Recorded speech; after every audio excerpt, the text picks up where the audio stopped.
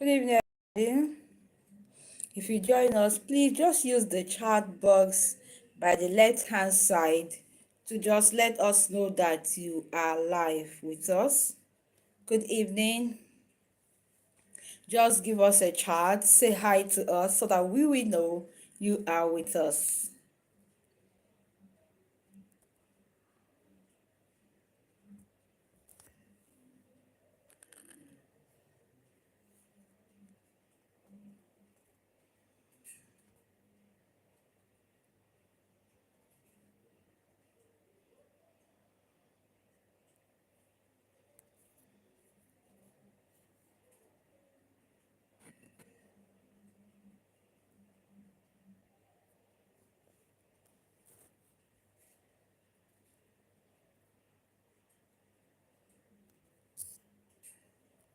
Oh, good evening. Good evening, Ben. Oh, good evening. Good evening, Ben. You are welcome. Glad to see you here. Glad to have you. Welcome. Thank you for joining us. Okay, once we are up to five, we will start because it's going to be recorded so anybody can join us later on. So, Mr. Ben, we are happy to have you. Good evening. Please, if you can hear me, let me know. You can just still type to let me know if you can hear me. So I will know I'm not talking to myself. Thank you. Thank you, Kasnia. Okay, Cassie. Thank you. Good evening. Where are you from? I am from Nigeria.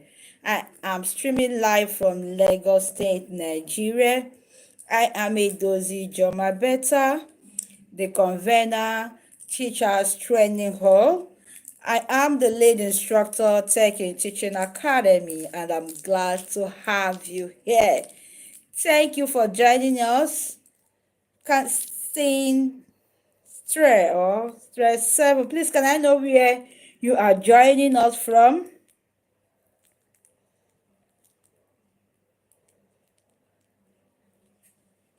Oh, thank you. Ben said, I can hear you. Thank you. Thank you. If you are from Teachers Training Hall, please can you just indicate so I will know how many of my people are here right now. I know that so many of them will be joining us in the course of the training. But if you are from Teachers Training Hall, let me know. Thank you for joining us. As our culture in Teachers Training Hall, every month of August, because basically teachers are on holiday this month, so we do have free training every Saturday. In the month of August, we started this is our third training. We didn't start on the second. This is our third training in this month of August, and it has been basically free. Yes, because we in our teachers training hall, we believe in capacity building. We believe in building teachers that will stand the test of time. We believe in building 21st century teachers, and that is what I'm rooting for. Thank you, everybody. So in today's training, we will be looking at brain-based learning. It's amazing. This is very one of the wonderful 21st century topics. It's not like your normal. No. In teachers training hall, we don't do the normal. We go the extra miles to make our community members to be on top of their game. Thank you, Madam Josephine. Thank you for joining us. So today we are looking at brain-based learning. This brain-based learning, when you just look at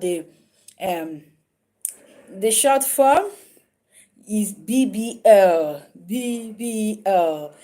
Thank you. Oh, thank you from Teachers Training Hub, Ben. Thank you. Ben started immediately we started. Thank you so much, Ma. So, brain-based learning, the BBL, there is something that came to my mind in the course of this research, and I really, really want to talk about it. In today's world, if you want to look more beautiful physically, more attractive, more than the way you look. You can actually get it. I look so chubby. I can just go get my cheeks down and look like 10 years old girl is possible in the world we live in now. You can actually get physical transformation. Any part of your body you feel that you are not comfortable with, you can actually reduce or increase it, and they call it BBL. And then I found that teachers, in the course of teaching, training, molding lives and destinies, we can actually transform them to be attractive more than they are. That is brand based learning. So tonight and after this training, you will go home, renewed. You will go home being reminded, like, because there is nothing new under the sun. You will go home be reminded that there is a method of teaching that will actually transform the way your learners learn in the class. So I want to start with this proverb that says, if you judge a fish by its ability to climb a tree, we are talking about the fish meant to swim. If you judge this fish by its ability to climb a tree, guess what? The fish will live his whole life believing that he's stupid. And ironically, or yes, we teachers have judged so many fishes in our classroom by their ability to climb a tree. And they think they're useless, they think they're stupid, they think I can't do it, I can't get it because I'm not good in mathematics, I'm not good. Because I'm not good in academics, I'm not good. But tonight, you will go home understanding that these are just part, not all.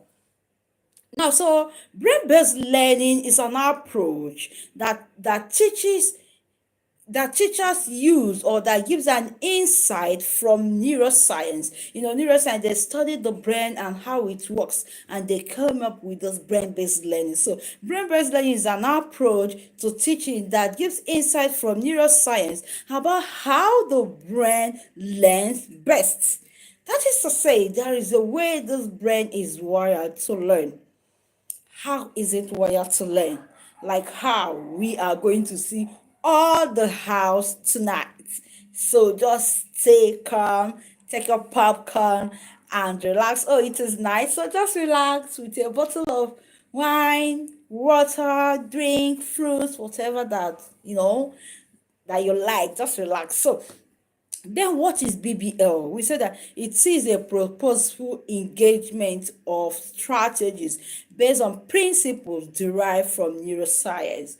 Purposeful, intentional strategies, method of what engagement, of engaging learners in our classroom, in anywhere.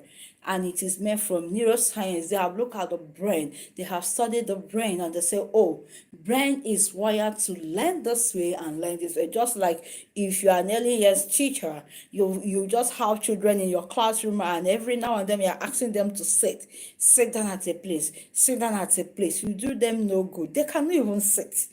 You just get worked up unnecessarily because they're not wired to do that. No, how they are created and wired, or how they are meant to live at that point in time, is not to stay at a place. They're wired to move around, to interact, to be active and energetic. So when you're asking them to sit, it's like when they sit they sleep off. When they're sitting, they are sick, they're not okay.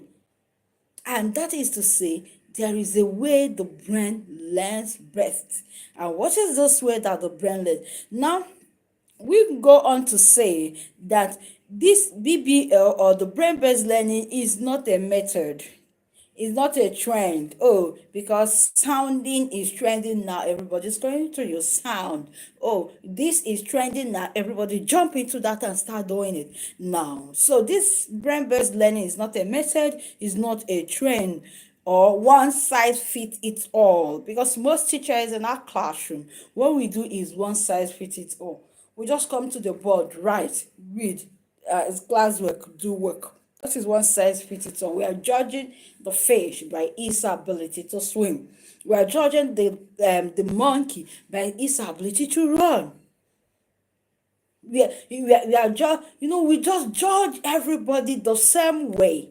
No, no. I know that our educational system, it makes that possible, but as teachers, as role models, as people who are guardians, people who are facilitators of knowledge, who engage the student purposefully, we should be able to tweak and, just find a way around those things to make sure that learning is taking place. It's not only about academics, it's not only about assessments, who comes first and who comes last. What matters should be that this child entered my class not being able to do this, but by the time he or she is leaving my class, he or she, there is a progress. He or she is not where he used to be or where he was when he entered my class. That is the most important thing, and that is what should matter to us. It's not about if I'm a superstar. These are my classmates, have been coming first since we came together as classmates. So there is every possibility that I'm going to come either first, second, or third. But what about that person, that child who is second to the last in academics?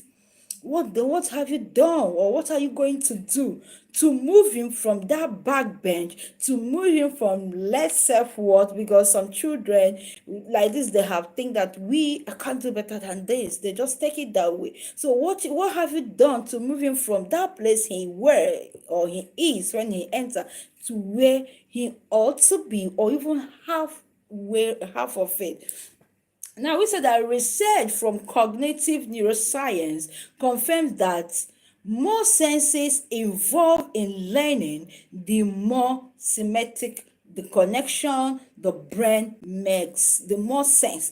Now, if more senses, we have the sense eye for seeing, nose for smelling, tongue for tasting, ear for hearing, and skin for feeling. These are the sense organs. So, neuroscientists said that the more senses that are involved in our teaching and learning, the more the brain connects.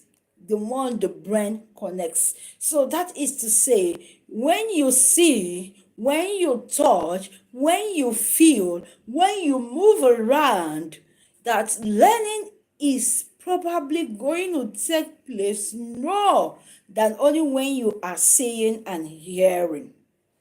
That is what it's trying to tell us. And the summary of everything we are going to expatiate here is that when you are teaching in the classroom, ensure that you involve more senses in your teaching and learning.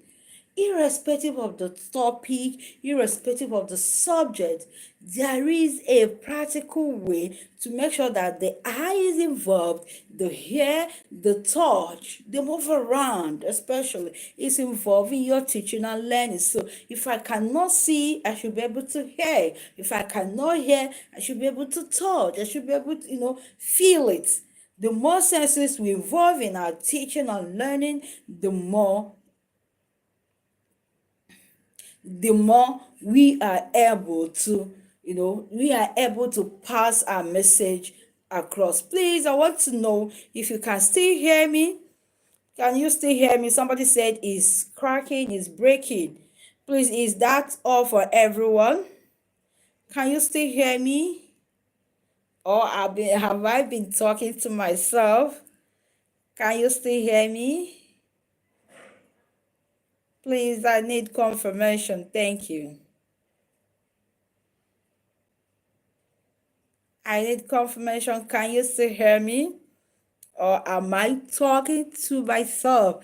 That what is it called? The comments logo by the left hand side is where you will talk, is where you will chat.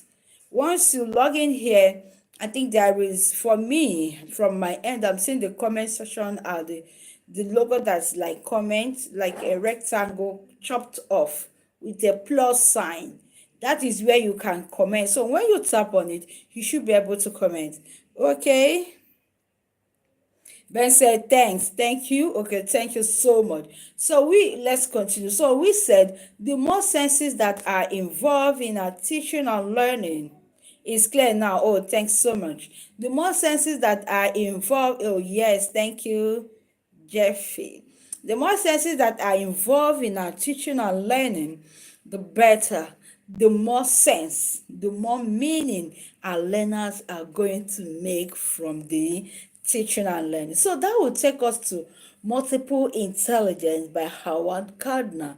Howard Gardner in 1983 find out that the brain, people, human beings learn differently. That is why he said a fish should not be judged by its ability to swim. A monkey should not be judged by its ability to run, because we are just unique in our different ways. We are just unique in our different ways, and there is no one that is preferable or better than the other, because we just complement. We just complement each other.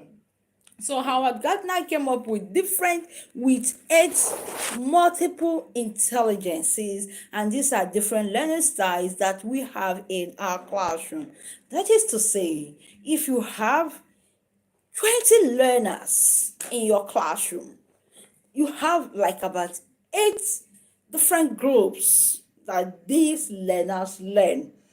And everybody, some people, many people, we're going to see, can learn from more than one sense organ, can belong to one, more, 2 or 3 learning groups. But just know that there are 8 different learning or intelligences, and these are what we call the learning styles. So now the first one, and one thing, there's another date that says, I'm trying to remember the psychologist that said it, that if we teach children, if we teach the learners, let me use that word, if we teach the learners in our classroom the same way we are taught, if you are teaching learners in your classroom, even your children, even anybody, you are just a Sunday school teacher, you're just a mocks teacher, if you are teaching them the same way you were taught, you are robbing them of tomorrow.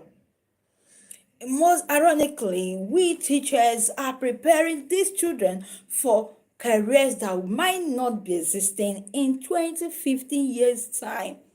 Yes, we are preparing them to be doctors, to be nurses, to be lawyers, to be teachers, to be bankers, to be, just name them, to be engineers. That's what we want them to be. But are we sure that this job will exist in the next 10, 15 years? There are so many jobs that that we are people that we are just thinking, when you want to, if you are going to school and your parents will say, you are not going to be any other thing other than this or other than that. And some of us, did that to satisfy our parents, coming out to see there are no job there. We just have to dabble into whatever we see, and we see get going. So we are not prepare these children for jobs that will not exist. We are meant to make them to be globally fit. Today, any child that is given birth today, or within the last 15 years now, is a global citizen already, because that child can be here and communicate with somebody in USA, in London, in the village, anywhere. So the child is already a global citizen. Then what you need to prepare the child is to be globally fit. There are skills that are just 21st century skills. When these children have these skills, to be able to fit in would be easier. It's no longer about career. It's about the person I want to be tomorrow. When I leave the room, what will people talk about me? Even you. It's not even only about the careers again. What do you want to be in the future? I want to be a scientist. I want to be a doctor. I want to be a nurse. It's beautiful ideas, because we are still living in today's reality. But the truth is, These children are tomorrow. And are we sure that these jobs and all that will still be there tomorrow? But we need the effective communicators. We need people who are resilient. We need people who can think. We need people who are collaborative, who can work together with people, manage different emotions and different human beings, and be able to get along without having issues. These are the skills that we prepare these children. So whatever that comes up tomorrow, they can fit in. It's no longer about the jobs. It's about the skills. The 21st century child, the 21st century child we are preparing is no longer or limited by jobs. It's skills, being able to communicate. If you have a child who cannot relate very well with the parent, you have a great work to do. If you have a child who is not resilient, who fizzles out in the face of little challenge, you have a great work to do. If you have a child who cannot work with other people, who does not think outside, in fact, there is no box again. Think, because there are so many problems in the world. We don't want people who are going to expand or increase the problems. We want problem solvers, somebody who will see, oh, this is a problem, and how do we solve it? The person goes into research, think, come up with something, working together with different people of like minds. That is the kind of skill the 21st century learner is looking for, or is going to be prepared for. No longer doctors, nurses, teachers, and all that. So if you are a parent here, I want my child to be a doctor, you are doing well, but then skills is the 21st century job. Skills, that what you will be able to do. There can be doctors who cannot be able to communicate. Doctors, you can, if you are sick now, you go to lab and you get a lab, the lab will just give you the result. You cannot interpret it. You don't have problems, snap it, take it to ChatGPT will interpret it for you. Now we even recommend drugs for you. I have a friend, he took the child to medical lab to have a test because the child was sick. They just gave her the lab result and recommend drugs. She took the picture to ChatGPT, and ChatGPT interpreted it for her. And that was the same interpretation they gave her. She said, good. He said, now what are the drugs? Okay, now he gave ChatGPT the drugs again. I said, well, this drug be able to, solve this problem, cure this. And he said, ChatGPT said, yes. But this is, just give her, what is it called? Recommendation on dosage and all that.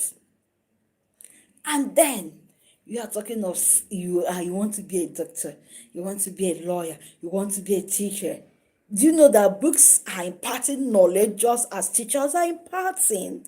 ChatGPT can teach the same way you and I as teachers are teaching. What will make you different as a teacher in 21st century is those skills that you have. Is when you realize that I'm not just a teacher, I'm a facilitator. I help these children engage meaningfully and purposefully. That is what is going to keep your job for you. But if you think it's teaching mathematics, those children can snap the mathematical test, take it to ChatGPT, it will interpret it for them. What is it you can do that AI cannot do? That is why I keep telling teachers, yes, AI is here. It's not going to replace you that knows how to use AI. But AI will replace everybody, irrespective of wherever you find yourself. If you don't know how to embrace it, if you don't know how to use it, AI is going to replace you. And that should not be you and I. Let us be the one that is going to use AI to work effectively. AI can help you to be efficient and effective in whatever you are doing, if you know how to use it. So, please, the gone are the days we prepare children for careers. We are preparing them for lifelong skills. Lifelong skills. Okay, moving on. I said, if you teach a child, if you are teaching children today, the same way you are taught yesterday, you are rubbing them up of tomorrow. Because when we were growing up, the way we are taught, because that was during the industrialists, so we are taught to be industrial workers, learn what is the formulas, learn definitions, and just pour it out the same way it was given to us. Yes, so that means you're able to get there when you have a work. You know that, so if I measure two buckets of water, me say, oh, this is going to give me this. That is what they want, and that is what that time and season want. But today, traditional education was designed what for factory workers, but we are raising thinkers. That is what you and I are raising as teachers. We are raising thinkers, creators, problem solvers. Then we must evolve to be relevant. As a teacher, you must evolve to be relevant. You must be a creator. You must be a thinker. You must be a problem solver before you could be able to teach somebody how to do those things. And that is why every day we keep learning and upgrading. And as a teacher, you will say we learn, we unlearn, and relearn. If you keep parading yourself with what you know yesterday, you are dated. Because every day, in fact, the movement of the society, of the time and everything is so fast that if you are not gaining something new every day, before you know it, you become old school, right? Yes, you become adapted. You are talking that say, they have done that, you have done that, I've done that. Come on, you will not be like, when we were sleeping, we don't know. So, in this 21st century, you have to work with the speed of time, especially if you want to remain relevant. Come, you say, I will leave school to go and do, where will you fit in? There is no way you will fit in without working with the speed of time, working with what is trending. What I mean by trending is positive. It's not going naked. It's not being naughty. No. In fact, if you're going naked, you're not going to reign forever. I keep on saying that within 2 years you fizzle out. People are crying on Facebook. Their pages are being brought down. It's not because of the number of followers they have, no, but because of the things they do, the naughty things they do to get the number of followers they have, which is no longer sustainable. Which people come to say, no, this is not what we want. We want standard, we want decency, and they are taking those things away. But I see people who just keep teaching, who keep enlightening. You have them 5 million followers, 10 million followers. Their pages are still intact because they are giving. Even when people report your page, before they will shut it down, they will just go through your page and say, no, this is what we want. And your page will be there for you. So it's not being trendy with the negative, being trendy with the positive. So I said about how Howard Gardner developed 8 different intelligences in 1983. So now we are going to just look at them. I know that is what we know, but it's just going to refresh our memory. And then we move fast to what we want to talk about on brain-based learning. So now the first one we have is linguistic learners. These ones are just orators. They talk, they speak, they like writing and reading and listening. So when you come to the classroom, you are just telling stories. They'll say, they love it, they're nodding. You say, copy the note. Before you know it, they're done with their notes.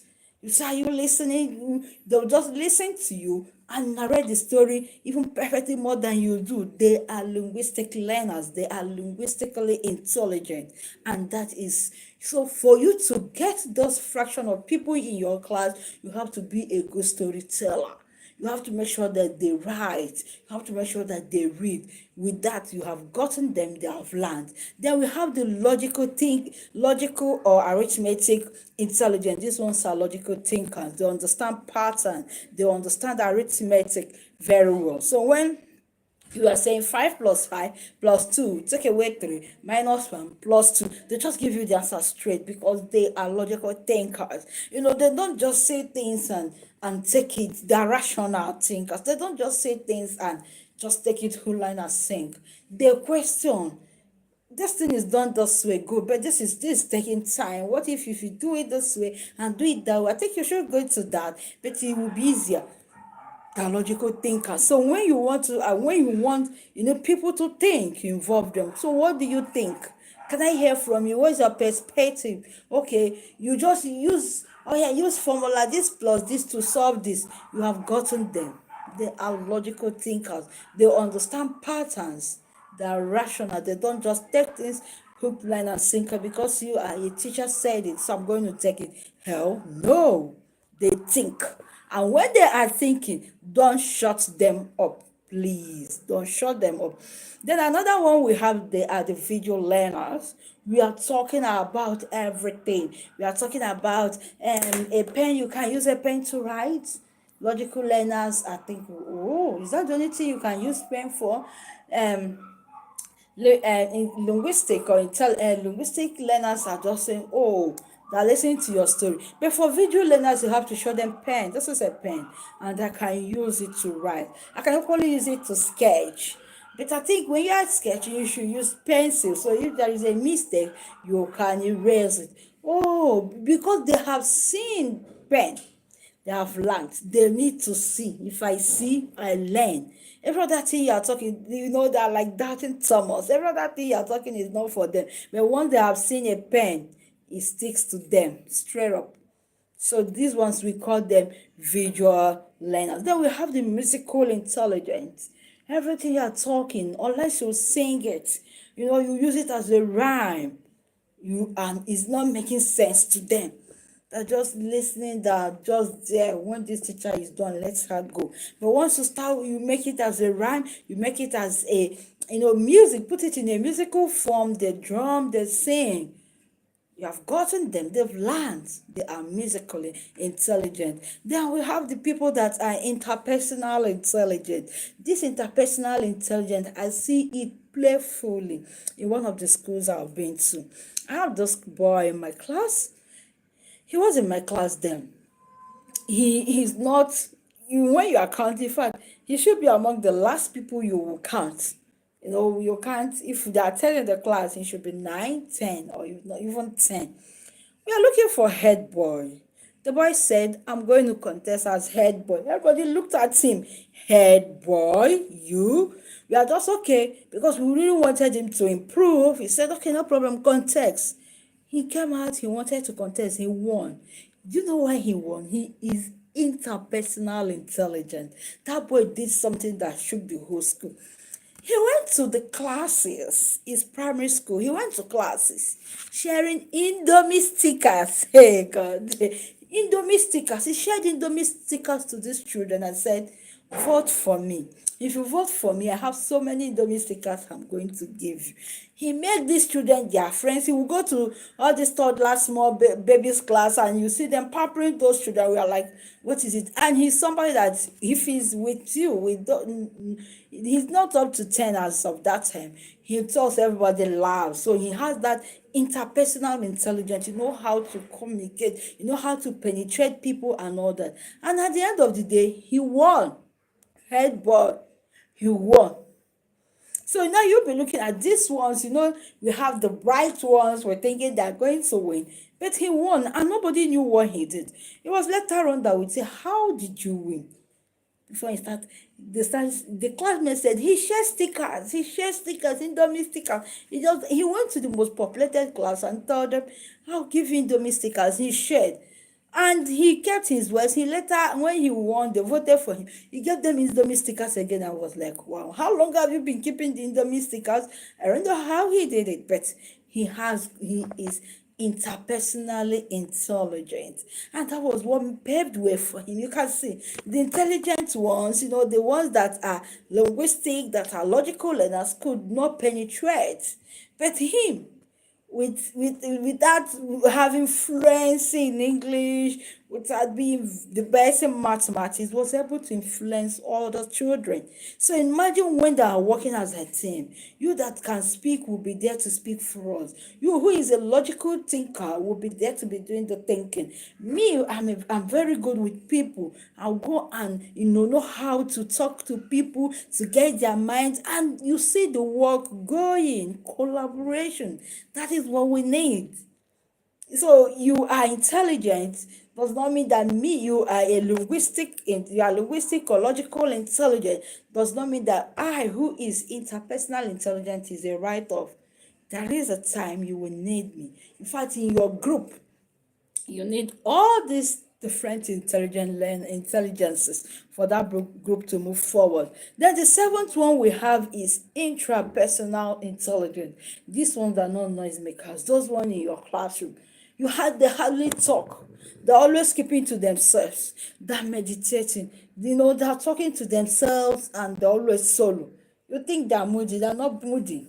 Oh, you think this child, you start giving them names? No, they are intrapersonal intelligent. They understand emotions more than you, who is all over the place. You can't use an intrapersonal intelligent person to relate with interpersonal. Interpersonal will come, mingle, play, do that and all that. You will not understand people's feelings. Probably in the course of mixing with people, you might have hurt someone or no.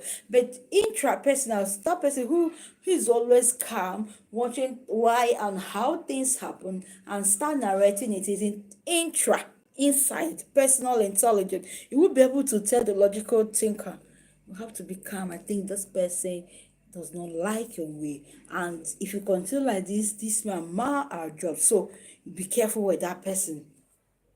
That's where the intrapersonal intelligence comes in. So there is no form of intelligence that is a write-off. It's for you to be able to know that these intelligences exist and how to manage them in your classroom makes you a superstar, makes you an exceptional teacher. People will be thinking, how do you do it? Is it magic? It's not magical, but you have your magics at your fingertips. Well done. So the last one we have is the naturalistic. This one is in tune with nature. Is in tune with nature. You are teaching in the classes board. Bring the child outside. You are teaching plant, you have drew and all that. But once you bring a natural plant, it touches it, you say, wow, so this is a plant.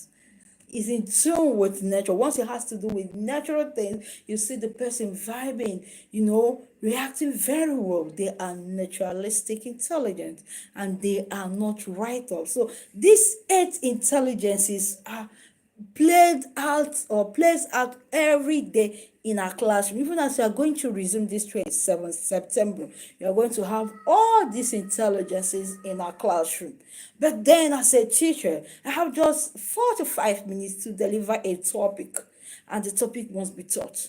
In the next 45 minutes, I have another topic to teach, like that, another subject or like that, and it keeps going on like that. I'm working with time. I'm time constrained. So how will I now inculcate?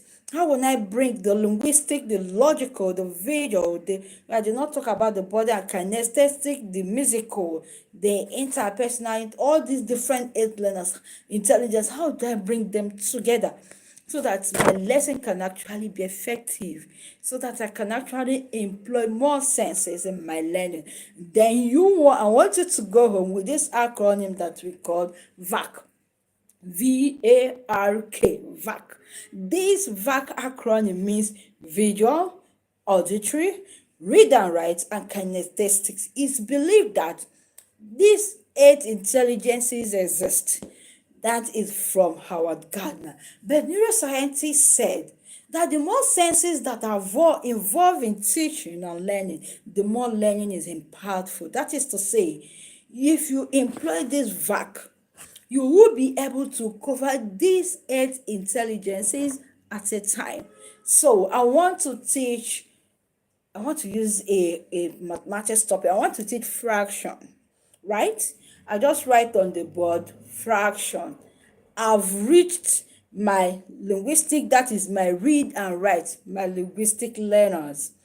When I say fraction is part of a whole, my linguistic learners will learn, my auditory learners will learn.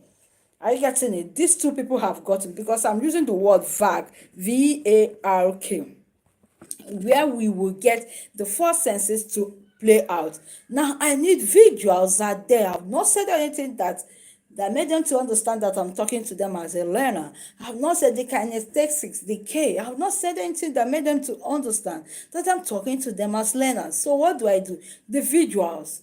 I will not bring, probably I just want to bring a piece of paper, because you improvise as a teacher. You have to think to get anything. I don't have anything to bring. I bring a piece of paper, said, okay, this is a piece of paper. I'm looking, okay, I have one here. This one that my children cut. I said, this is a piece of paper. Let me do, this is a piece of paper. This is a whole. It's complete, right? They said yes, is a whole. Now we are talking about fraction. We said that fraction is part of a whole. Now let's part this. I have this, right? This and this together, right? A whole. This is part, this is part. So this is fraction of this. And they have gotten it. You can then bring apple, you can then bring orange, you can even bring the water bottle, uncover it and say part, whole. So many things that you can just demarcate and bring them back together to show them the difference between part and whole. Then what of the kinestetics learners? They need to move around.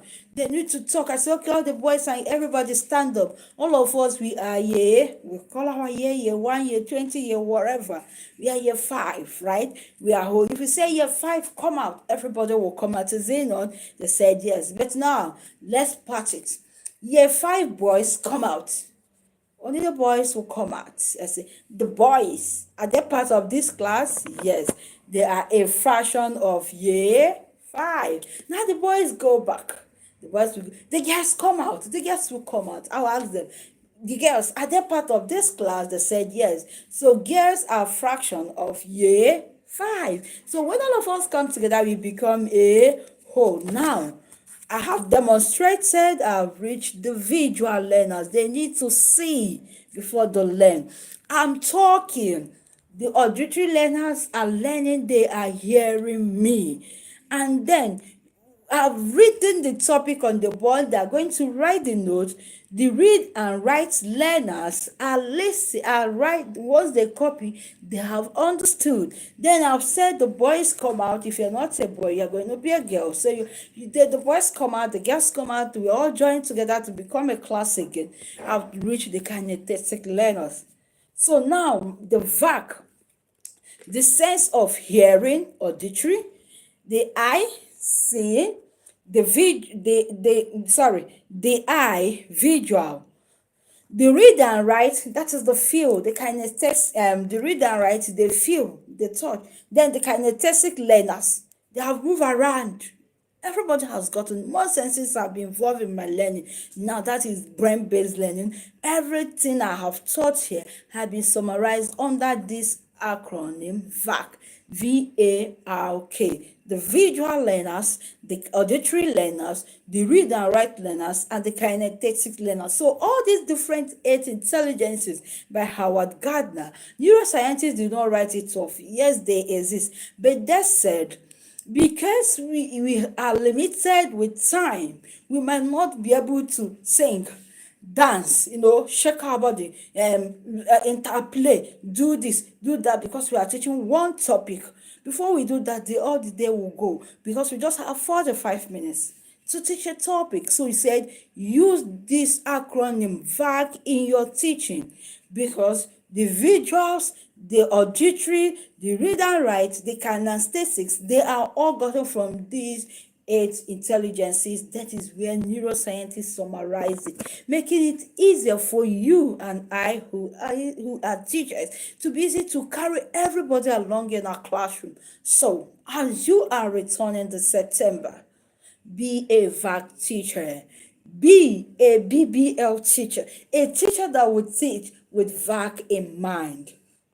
Do you know what? So I said, so why planning your lesson? Plan with VAC in your mind. When you want to write, you say, the learner should behavioral objectives, right? Or maybe when you say they should be able to define, you have only reached the read and write and the auditory learners. But when you say draw, when you say cut and paste, you have gotten the visual and the kinesthetic learners. So when you are setting what your children, their achievements, their objectives, have vacuum mind. I have four sets of learners in my class: the visuals, the auditory, the read and write, and the kinesthetic learners. So if in your assessment you did not include these four, you did not include four of them, you are just taking a fraction of the class and leaving others. You are judging a fish by its ability to learn to swim, to climb. Tonight, if you have been doing that, it is over. It's in the past. You will not judge a fish by that ability again. So, and I said, the best teachers do not just teach subjects. No, they don't teach English. They don't teach math. They don't teach physics. Neither do they teach French or chemistry. The best teachers are working brains. They make this brain to be awake. They unlock intelligences. Those people that the previous class teacher said, this is a dumb. That's what we do. When children are moving to the classroom, we have the teacher's report. The teacher will write report, that's internally, of these children, and tell you this one is this one is that, this one is a no-go area, is olodo. Now, you don't need to take that in hook, line, and sink because you are a BBL teacher. You know that I am the best teacher. I waken brains, the brains that others has made dumb. I waken it. I unlock intelligences because I have understanding on different intelligences, and I have understanding of brain-based learning that I'm teaching with VAC in my mind. Then what will happen? You will change destinies. That is why they will say teacher A is better than teacher B. Teacher A, every parent wants teacher A, the child to pass through teacher A. Teacher A is not a magician.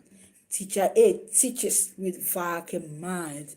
Teacher A is a BBL teacher. Is a teacher that understands different intelligences. Is a teacher that understands that when I'm teaching, more senses should be involved in whatever I'm teaching. And the teacher do not think outside the box that nobody put us into. We say we are in the box, no problem. But teacher A thinks outside the box and make things come live. It makes the class to be a place where the child goes back and wants to return the next day. It makes the class to be a place when he says school is over, say, oh no, I'm going to miss you. See you tomorrow. What do you want from me? A hug?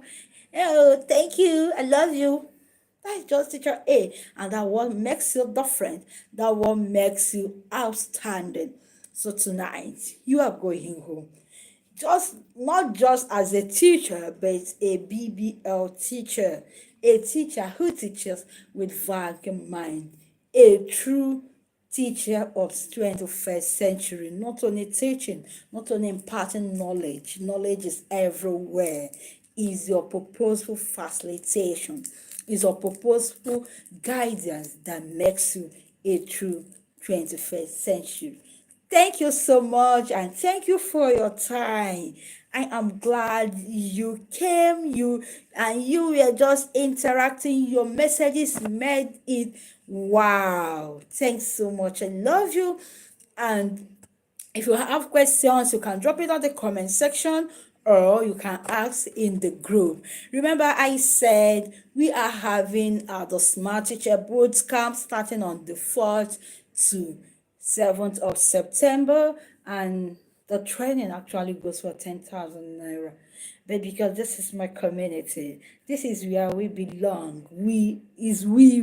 So you're just going for a token of 2,500. And not aside that, I have a gift for the first 10 people who will pay. They are going to get the materials of these 3 lessons we have done previously. They're going to get the materials. This is just the only class that is recorded. The last 2 weren't recorded, so we're going to get the materials for this, and I will still give you certificate for the training only if you register for the Smart Teacher Bootcamp, and it just open to just first 10 teachers. See you in the bootcamp where we are making true 21st century teachers, not traditional teachers, not archaic teachers, not teachers that are teaching like as it were before, but transformed teachers. Thank you for your time. Good night, everybody. Thank you.